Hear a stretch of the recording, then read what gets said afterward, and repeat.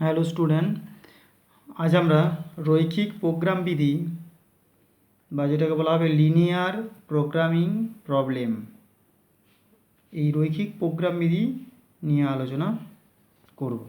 তাহলে সবার প্রথমে আমরা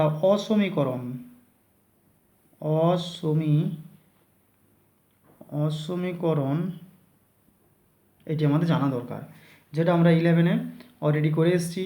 তাহলে অসমীকরণ বলতে কী বোঝায় না, যে সমস্ত সমীকরণগুলোতে ইকুয়াল চিহ্ন না থেকে গ্রেটার ইকুয়াল টু বা লেস ইকুয়াল টু চিহ্ন ব্যবহার করা হয়ে থাকে বা গ্রেটার দেন লেস দেন চিহ্ন ব্যবহার করা হয়ে থাকে সেগুলোকেই অসমীকরণ বলা হয়।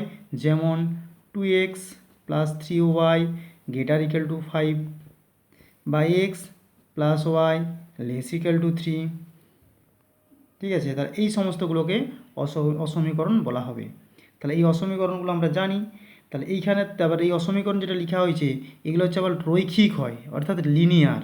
যেমন এক্সের এবং ওয়াইয়ের উভয়ের ঘাত কী আছে? 1। তাহলে কোনো অসমীকরণে এক্স এবং ওয়াইয়ের এই ঘাতগুলো যদি 1 থাকে, সর্বোচ্চ ঘাত এগুলো যদি 1 ঘাত থাকে, তখন সেই অসমীকরণটাকে বলা হবে রৈখিক অসমীকরণ। তাহলে এইখানে এই যে আমাদের রৈখিক কথাটা ব্যবহার করা হয়েছে, কারণ এইখানে আমরা যে সমস্ত অসমীকরণগুলো নেব সমস্ত অসমীকরণগুলোই রৈখিক হবে, তার জন্য আমাদের এখানে রৈখিক বা লিনিয়ার নামকরণ করা হয়েছে। তাহলে এইখানে রৈখিক প্রোগ্রাম বিধি করতে গেলে আমাদের যে বিষয়গুলোতে আগে জেনে নিতে হবে সেই বিষয়গুলি হলো, আমি লিখি একে একে। প্রথম হচ্ছে কি না, বিষয়াত্মক অপেক্ষক। বিষয়াত্মক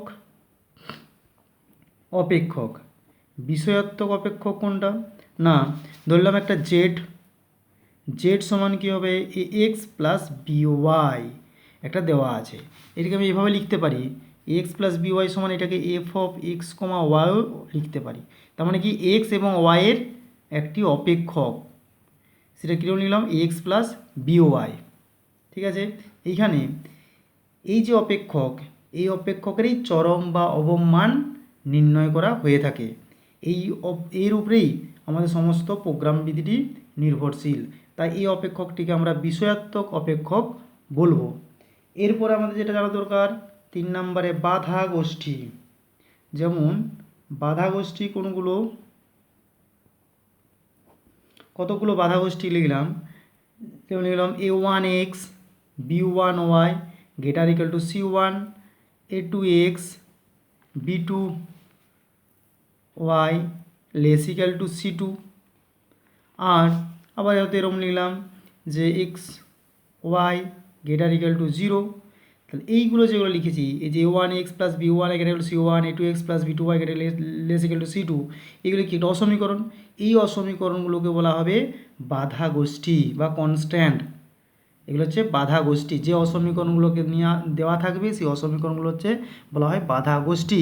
আর এখানে লাস্টে যেটা রয়েছে এক্স আর ওয়াই গ্রেটার ইকুয়াল টু 0, তার মানে কি এক্সের মানটাও ধনাত্মক 0 বা ধনাত্মক হবে, ওয়াইয়ের মানটাও 0 বা ধনাত্মক হবে। তাহলে সেই ক্ষেত্রে এই যে কন্ডিশনটাকে বলা হয় অঋণাত্মক, এই কন্ডিশনটা একটা নাম দেওয়া হয়েছে, এটাকে বলা হয় অঋণাত্মক বাধা গোষ্ঠী। ঋণাত্মক বাধা গোষ্ঠী, এটা বলা হবে অঋণাত্মক বাধা গোষ্ঠী। এইগুলোকে এটা হচ্ছে যে নন নেগেটিভ রেস্ট্রিকশন, মনে থাকবে। তাহলে এইগুলো হচ্ছে মূল জিনিস। এরপরে যেটা আছে যে সাধারণ সমাধান অঞ্চল কোনটা? সাধারণ সমাধান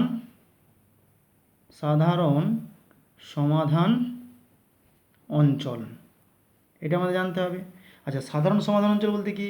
এই যে আমাদের যে বাধা গোষ্ঠীগুলো দেওয়া রইল, এই বাধা গোষ্ঠীগুলোকে আমরা যখনই একটা চিত্রের মাধ্যমে আমরা লেখচিত্রে প্রকাশ করব, এক্স ওয়াই ও এইখানে আমরা যখন এই বাধা গোষ্ঠীকে প্রকাশ করব, সাপোজ আমি একটা লিখলাম এরকম হচ্ছে একটা, আবার দেখা গেল হয়তো আরেকটা লিখলাম, সেটা দেখা যাচ্ছে হয়তো এইদিকে চলে এসছে।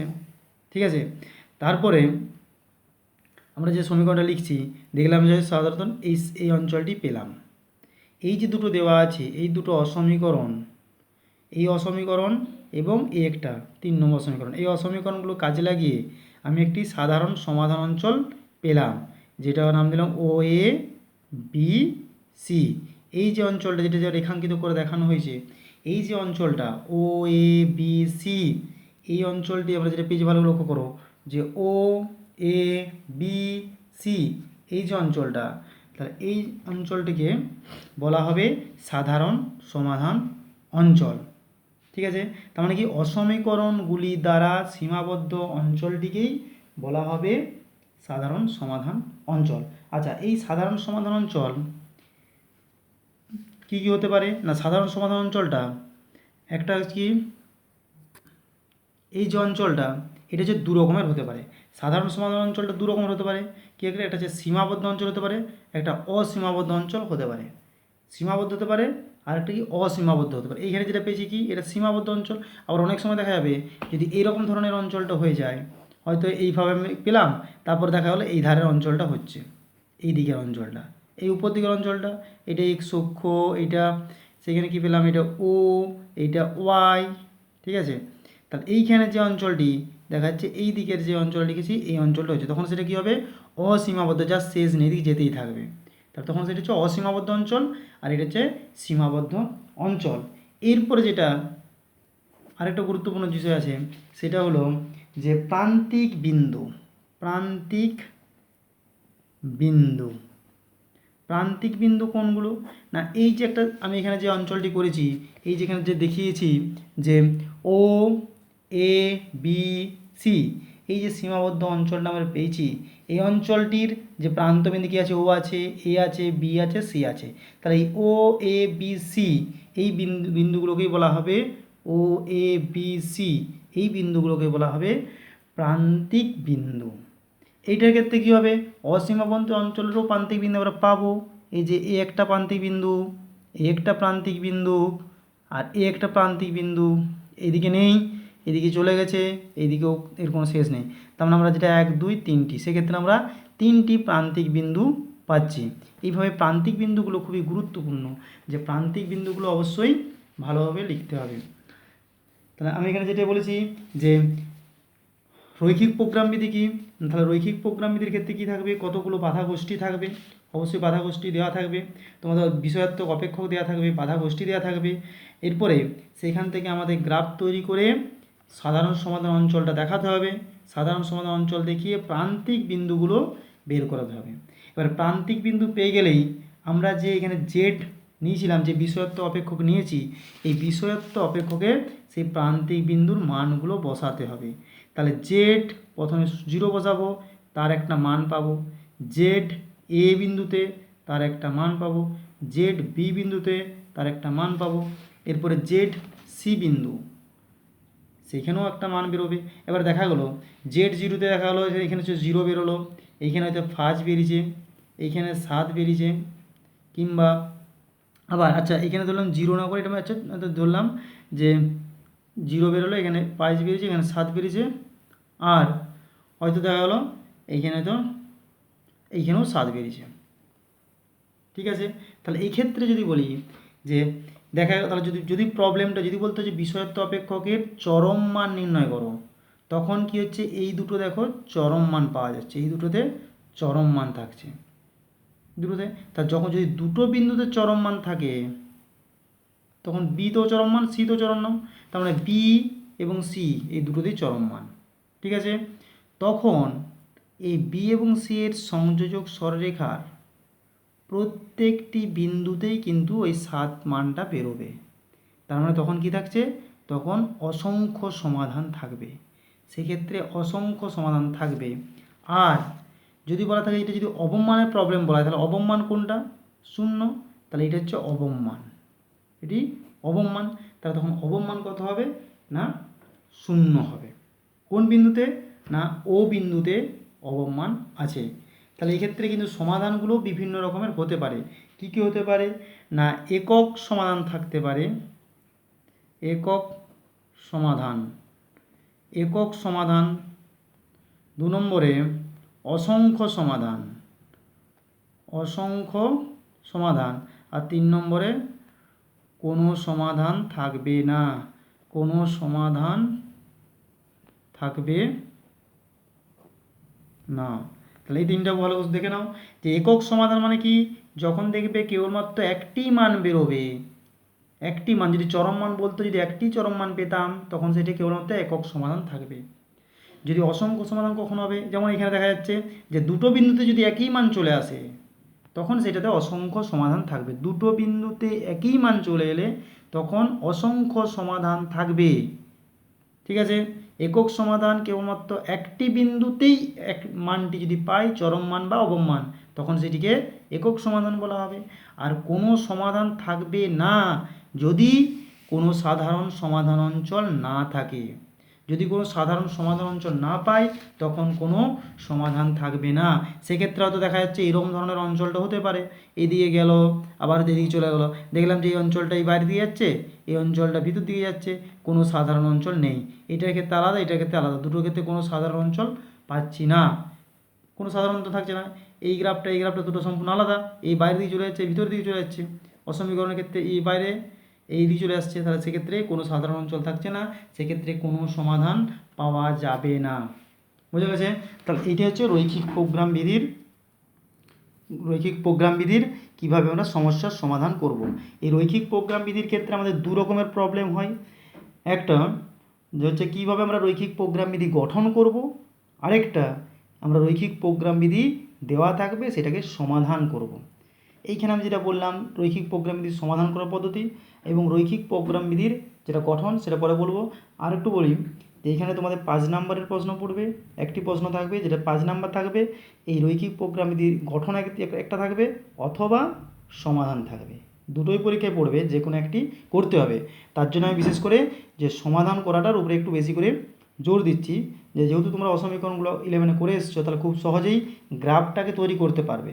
গ্রাফটা তৈরি করে প্রান্তিক বিন্দুগুলো বের করে নিতে হবে, সেই প্রান্তিক বিন্দু পেয়ে গেলেই সেই বিন্দুতে আমরা যদি এখানে পরপর মানগুলো বের করে নিই, সেই মানগুলোতে চরম মান বললে চরম করব, অবম বললে অবম করব, তাহলেই হয়ে গেল। সেক্ষেত্রে আমরা পেয়ে যাব, যেমন 7-এর ক্ষেত্রে চরম মান, তখন বিন্দুটা বি বিন্দুতে, তাহলে এক্সের মান পাবো, ওয়াইয়ের মান পাবো, বি বিন্দুর যে স্থানাঙ্ক সেখান থেকে আমরা এক্সের মান পেয়ে যাব, ওয়াইয়ের মান পেয়ে যাব। আচ্ছা, এরপর একটা উদাহরণের মাধ্যমে একটা উদাহরণ করে আমি সমস্ত বিষয়টিকে আরেকবার রিপিট করছি। দেখো এখানে একটা উদাহরণ নেওয়া হয়েছে যে জেড সমান এক্স প্লাস ওয়াইকে চরম করো নিচের শর্তাবলী সাপেক্ষে। ঠিক আছে, তাহলে নিচের শর্তাবলী সাপেক্ষে কী কী শর্তাবলী দেওয়া আছে, যে 5x plus 10y less equal to 50, x plus y greater equals to 1, y less equal to 4 এবং x greater equals to 0, y greater equals to 0। এরকম একটি পরীক্ষায় প্রশ্ন থাকবে যে জেড সমান এক্স প্লাস ওয়াইকে চরম করো, মানে এই জেড দেওয়া আছে এটা কি অপেক্ষক, বিষয়ত্ব অপেক্ষক, তাহলে এই জেড যে দেওয়া আছে এর চরম মান নির্ণয় করতে হবে যখন এই শর্তগুলো সিদ্ধ করছে।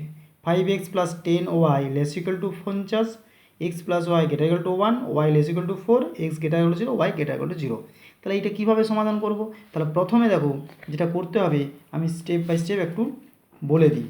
তাহলে সবার প্রথমে কী আছে ভালো করে দেখে নাও, যে এই যে অসমীকরণগুলো আগে লেখা হয়েছে, সমাধানে কীভাবে করব। তাহলে প্রথমেই যে অসমীকরণ দেওয়া আছে 5x plus 10y less equal to 50, 1 number দিলাম, x plus y greater equals to 1 2 number, ঠিক আছে, y less equal to 4 3 number, আর কি আছে, আর x greater equal to 0, y greater equals to 0, এটা হচ্ছে 4 নাম্বার প্রথমে লিখলাম। এরপরে এই যে 1 2 3 4 অসমীকরণ, সেই অসমীকরণগুলোকে 1 2 3 4 নম্বর অসমীকরণগুলির অনুরূপ সমীকরণগুলি হলো, মানে এই যে আমি অসমীকরণগুলো করেছি সেই অসমীকরণগুলোর অনুরূপ সমীকরণগুলো কি হবে, অনুরূপ যে সমীকরণ সেগুলো আমাকে লিখতে হবে। তাহলে এখানে অনুরূপ সমীকরণগুলো লিখলাম কিভাবে, আরেকবার বলছি, সবার প্রথমে কি করবে, যে অসমীকরণগুলো দেওয়া থাকবে সেই অসমীকরণগুলো এখানে লিখে নেবে দাগ নাম্বার দিয়ে, সেই 1 2 3 4 নম্বর অসমীকরণগুলির অনুরূপ সমীকরণ, এই কথাটা লিখবে, অনুরূপ সমীকরণগুলি হলো কি হলো না 5x plus 10y equals to 50। এই যে এখানে যেটা লেস দেন ইকুয়াল টু ছিল, সেটা কী বলবো, সমীকরণগুলি হলো বলেছি, তাহলে ইকুয়াল চিহ্ন হয়ে যাবে। তাহলে 5x plus 10y equals to 50 implies x/10 plus y/5 সমান 1। এটাকে দিলাম 5 নাম্বার, মানে ছেদিতাংশ আকারে সাজিয়ে নিলাম। পরে কি আছে, x প্লাস ওয়াই সমান 1, x1 প্লাস y/1 সমান 1, 6 নাম্বার। তারপরে কি আছে, y লেস ইকুয়াল টু 4, এটা কী হবে, y ইকুয়ালস টু 4, 7 নাম্বার। আর এটা কি আছে, x equals to 0, y equals to 0। তাহলে এইভাবে আমরা সমীকরণগুলিকে লিখলাম। এরপরে দেখো, এই যে সমীকরণগুলো লিখেছি, এই সমীকরণগুলোকে আমরা এবারে লেখচিত্রে প্রকাশ করব। তার জন্য একটা ভাষা প্রথমে আমরা লিখে নিতে হবে। লেখচিত্র আমরা এখানে আঁকবো, এখানে ছবিটা আঁকবো। তার আগে এখানে যেটা লিখতে হবে যে এখন 5, 6, 7, 8 এই যে নাম্বার দিয়েছি 5, 6, 7, 8 নম্বর সমীকরণগুলির সাহায্য নিয়ে যথাক্রমে 1, 2, 3, 4 নম্বর অসমীকরণগুলির, ভালো করে দেখে নাও, অসমীকরণগুলি পাশের চিত্রে অঙ্কন করিলাম এবং সাধারণ সীমাবদ্ধ অঞ্চলটি হলো, সেটা পরে লিখছি কী হচ্ছে দেখি আগে। তাহলে কিভাবে করব, 5, 6, 7, 8 যে সমীকরণগুলো এখানে লিখেছি, সেই সমীকরণগুলোকে প্রথমে এখানে লেখচিত্রে আঁকবো। তাদের সাহায্য নিয়ে আমি 1, 2, 3, 4 অসমীকরণগুলোকে এঁকে তার সাধারণ সীমাবদ্ধ অঞ্চলটি বের করাবো। তাহলে এখানে সেই ছবিটা আমাকে আঁকতে হবে, পাশে এখানে ছবিটা আঁকতে হবে। তাহলে কিভাবে করব, দেখো আমি ছবিটা পরপর আঁকছি। দেখো, তাহলে প্রথমে কী হবে, প্রথমে আমি এখানে এক্স অক্ষ টানলাম, এটা এক্স অক্ষ ও এক্স ড্যাশ, তারপর কী করব, ওয়াই ও ওয়াই ড্যাশ। এরপরে প্রথমে যেটা আছে এক্সের নিচে 10, ওয়াই নিচে 5 সমান 1, তাহলে এখানে এক্সের 10, এখানে 10 নিলাম, তাহলে 10, 0, এখানে 5, তার মানে 0,5। তাহলে এই দুটোকে যোগ করে দিলাম, বাড়িয়ে দিলাম। এইটা কত নম্বর সমীকরণ, না এটা হচ্ছে 5 নম্বর সমীকরণ। আচ্ছা, এরপর দ্বিতীয় চলে গেলাম, এক্সের নিচে 1, ওয়াইয়ের নিচেও 1, তাহলে এখানে 1, 1 যোগ করে দিলাম। কত নম্বর সমীকরণ, 6 নম্বর সমীকরণ। এটা স্থানাঙ্ক কত, 1,0, এইটা কত হবে 0,1। তাহলে 5 নাম্বার 6 নাম্বার দুটো সমীকরণ এখানে অঙ্কন করলাম। আচ্ছা, এবারে 7 নাম্বারে কী আছে, ওয়াই সমান 4, ওয়াই সমান 4 মানে এই যে 1, 5, তাহলে এখানে 4 হবে, ওয়াই সমান 4 মানে এইটা, এটা কী হলো, ওয়াই সমান 4, ঠিক আছে, অঙ্কন করলাম। আর x সমান 0, ওয়াই সমান 0, মনে রাখবে x সমান 0 মানে সবসময় কী হবে, ওয়াই অক্ষ, আর ওয়াই সমান 0 মানে হবে এক্স অক্ষ। তাহলে এক্স অক্ষ এবং ওয়াই অক্ষ আমাদের অঙ্কন করাই আছে। তাহলে এই সবার প্রথমে ছবিটি কিন্তু ভালো করে সমীকরণগুলোকে এঁকে নেবে। এরপরে সেই দাগ নাম্বার কেন লাগবে, এই যে 5, 6 এই দাগ নাম্বারগুলো এই কারণে দিতে হবে, কারণ আমি যখন সমাধান করবো এই ছেদবিন্দুটা বের করতে হবে, তখন আমাকে এই 5 নাম্বার আর এটার সমাধান করতে হবে। তার জন্য আমাকে অবশ্যই এগুলো নাম্বারিংগুলো দিয়ে দিতে হবে। এরপরে কী করতে হবে, তাহলে দেখা যাক প্রথমে কীভাবে আমি ছবিটি আঁকছি দেখে নাও। প্রথমে 5 নম্বর সমীকরণ নিয়েছি, সেই 5 নম্বর সমীকরণে আমি 0, 0 বসাই। 5 নম্বর সমীকরণ থেকে, আচ্ছা এইখানে নিয়েছি, এটাতে 0, 0 বসালে কী হচ্ছে, সিদ্ধ করছে। এক্সের মান যদি 0, ওয়াইয়ের মান 0 বসাই, তাহলে 0 লেস ইকুয়াল টু 50 মানে সিদ্ধ করছে। কি পাচ্ছি, 0 লেস ইকুয়াল টু 50 সিদ্ধ করছে। তাহলে যদি সিদ্ধ করে, যদি 0, 0 বসিয়ে সিদ্ধ করে, তাহলে যেই দিকে 0, 0 বিন্দু আছে সেই দিকে তীর চিহ্ন হবে। তাহলে এই যে 5 নম্বর সমীকরণ ছিল, যেহেতু 0, 0 বসালে সিদ্ধ করছে, তাহলে মূল বিন্দু যেদিকে আছে সেই দিকে তীর চিহ্ন যাবে।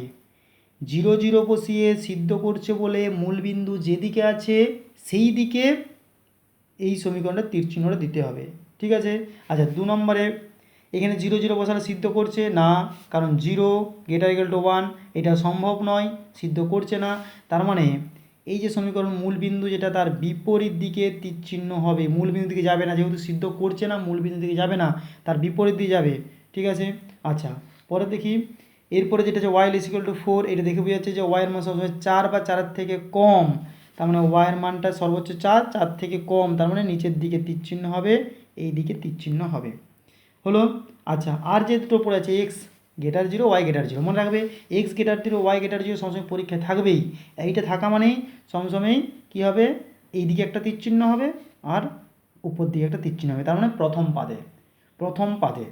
তাহলে এরপরে লক্ষ্য করো যে সবগুলো মিলে আমরা যে সাধারণ অঞ্চলটা পাচ্ছি, এই হলো সেটা সাধারণ অঞ্চল। বোঝা গেছে? এইটা হচ্ছে সাধারণ অঞ্চল, যেটা কি হচ্ছে এটা এইদিকে যাচ্ছে, এটা এইদিকে আসছে, এটা এইদিকে আসছে, এটা এইদিকে যাচ্ছে, এটা এইদিকে যাচ্ছে, মানে এটাই সাধারণ সীমাবদ্ধ অঞ্চল। তার নাম দিচ্ছি, এটা দিলাম এ, এটা বি, এটা সি, এটা ডি, এই বিন্দুটা দিচ্ছি ই, ঠিক আছে, আর এই বিন্দুটা দিলাম এফ। হয়েছে? আচ্ছা, তাহলে এখানে যেটা লিখতে হবে যে অঙ্কন পাশের চিত্রে অঙ্কন করিলাম এবং সাধারণ সীমাবদ্ধ অঞ্চলটি হলো, সীমাবদ্ধ অঞ্চলটি কী হলো, পরপর A, A B C E F A, A ভালো করে দেখে নাও, A B C E F A, যেখানে শুরু করবো সেখানে শেষ করবো, সীমাবদ্ধ তো তাই। এইদিকে ডিটা নেওয়া চলবে না, আমার এই অঞ্চল বরাবর A B C E F A. বোঝা গেছে? ঠিক আছে, তার সীমাবদ্ধ অঞ্চলটি হলো A B C E F A, এই অঞ্চলটি অবশ্যই লিখতে হবে। এরপরে এর প্রান্তিক বিন্দুগুলো কি কি আমরা দেখে নিই। আচ্ছা, এর প্রান্তিক বিন্দুগুলো কী হলো, তাহলে প্রান্তিক বিন্দু কোনগুলো না, এ বি সি ই এফ, এগুলো প্রান্তিক বিন্দু। তাহলে প্রান্তিক বিন্দুগুলো হলো এ, যার স্থানাঙ্ক কত 1,0, বি যার স্থানাঙ্ক কত 10,0, সি তার স্থানাঙ্ক আমাকে নির্ণয় করতে হবে, ই এখানে কী আছে, ই আছে যার স্থানাঙ্ক কত 0,5, এটা হচ্ছে 0,5 উপরে ছিল, এটা 0,4, এইটা 0,5, এটা 0,4, ইটা কত হবে 0,4, তাহলে 0,4। আর কি আছে, এফ যার স্থানাঙ্ক 0,1 হয়েছে। তাহলে আমার সিটি জানা নেই, এই সিটা আমাকে নির্ণয় করতে হবে। আচ্ছা, সিটা কার কার ছেদবিন্দু দেখে নিই। সিটা ওয়াই সমান 4 এবং 5 নম্বর এর ছেদবিন্দু। তাহলে ওয়াই সমান 4, এটা আমি 5 নম্বর সমীকরণে যদি বসিয়ে দিই তাহলে আমি এক্সের মান পেয়ে যাব।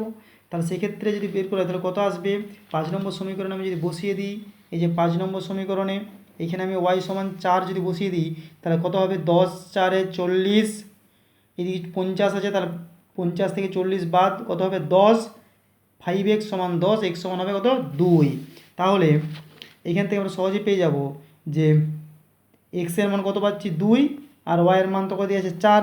তাহলে অতএব সি বিন্দু স্থানাঙ্ক কত হবে, সিটার স্থানাঙ্ক হবে 2,4। ঠিক আছে, কোনো অসুবিধা নেই। এরপর আমরা এই যে প্রান্তিক বিন্দুগুলো এগুলো লিখতে হবে, পরীক্ষায় প্রান্তিক বিন্দু না লিখলেই নাম্বার কমে যাবে। প্রান্তিক বিন্দু অবশ্যই লিখতে হবে, এ বি সি ই এফ, প্রান্তিক বিন্দুগুলো অবশ্যই লিখতে হবে। এরপর সেই প্রান্তিক বিন্দুতে আমরা জেডের মানটা বের করাবো। এখানে দেখো আমরা এখন জেড কত দিয়েছে, জেড সমান এক্স প্লাস ওয়াই। প্রথমেই আমরা যে সমীকরণটা নিয়েছিলাম যার সমাধান করব, প্রথমে প্রবলেমটা দেখো, জেড সমান এক্স প্লাস ওয়াইকে চরম করতে বলেছে। তাহলে এবারে আমরা এখানে কী করছি, তাহলে জেড সমান এক্স প্লাস ওয়াই দেওয়া আছে, তাহলে জেড এই বিন্দুতে মানটা কত হবে, জেড এ 1,0, তাহলে এখানে এক্সের জায়গায় 1 আর 0 বসাবো, 1 + 0 = 1। জেড বি 10,0, তাহলে এক্সের জায়গায় কত হবে 10 আর ওয়াইয়ের মানে 0, তাহলে 10। জেড সি 2,4, সেটা 2,4 6, 0,4 বসিয়েছি, এফ বসিয়েছি। এবার প্রত্যেকটা মান আমরা পেয়েছি। এরপর যেহেতু চরম মান নির্ণয় করতে হবে, তাহলে এই যে মানগুলো পেলাম তার মধ্যে চরম মান কত 10, তাহলে এটা হচ্ছে চরম। তাহলে এখানে কি লিখব, তাহলে অতএব জেড এর মান, এখানে লিখতে পারি চরম, অতএব জেড এর চরম মান হবে 10 যখন x = 10 এবং y = 0। তাহলে জেডের চরম মান হচ্ছে 10 যখন কোন বিন্দুতে, বি বিন্দুতে, সেখানে x এর মান কত 10, y এর মান কত 0, এই বিন্দুটি অবশ্যই লিখতে হবে। এটি হচ্ছে সমাধান। তাহলে এক্ষেত্রে কী পেলাম, একক সমাধান পেলাম। আচ্ছা, এইভাবে আমরা যে একটি রৈখিক প্রোগ্রাম বিধির কিভাবে সমস্যার সমাধান করব। ঠিক আছে, এটিতেই 5 নাম্বার অবশ্যই থাকবে, এরকম ধরনের একটা থাকবেই মাস্ট। তাহলে ভালোভাবে তোমরা প্র্যাকটিস করবে। আর সবাইকে লাস্টে যেটা বলে দিই যে তোমাদের যখনই একটা অসমীকরণ থাকবে তার কী কী করতে হবে, প্রথমে ভালো করে একটু দেখে নাও, এই রকম সমীকরণগুলোকে প্রথমে দাগ নাম্বার দিয়ে লিখবে, সেই অসমীকরণগুলোর সমীকরণ রূপটা লিখবে, লেখার পরে সেগুলোর ছবিটা আঁকবে, আঁকার পরে এই লেখাটা আমি একটু যেটা বলেছিলাম সেটা লিখে নেবে। তারপরে সমাধান অঞ্চলটা অবশ্যই দেখাতে হবে। সমাধান অঞ্চল দেখানোর পরে তার কী করতে হবে, প্রান্তিক বিন্দুগুলো অবশ্যই দেখাতে হবে। প্রান্তিক বিন্দুগুলো লিখবে। লেখার পরে জেড যেটা দেওয়া আছে সেইখানে পরপর মানগুলো এ বি সি ডি মান যেগুলো পেয়েছো প্রান্তিক বিন্দু, সেই প্রান্তিক বিন্দুগুলো বসিয়ে মান বের করতে হবে। চরম মান থাকলে চরমে কোনটা চরম হচ্ছে দেখবে, অবম মান থাকলে কোনটা অবম হবে সেটা দেখবে। ঠিক আছে, সেইটা উত্তর লিখলেই হবে। আর যদি দুটো উত্তর বেরোয় তখন কি থাকবে, অসংখ্য সমাধান থাকবে। ঠিক আছে, তখন কি লিখবে, ওই বিন্দু দুটির সংযোজক সরেখার প্রত্যেকটি বিন্দুতেই তার সমাধান, তার চরম বা অবম মান থাকবে। তখন এরকমভাবে কথাটা লিখতে হবে। ঠিক আছে, তাহলে তোমরা অনুশীলনের প্রবলেমগুলো সলভ করো। এখানেই রাখলাম, বাই।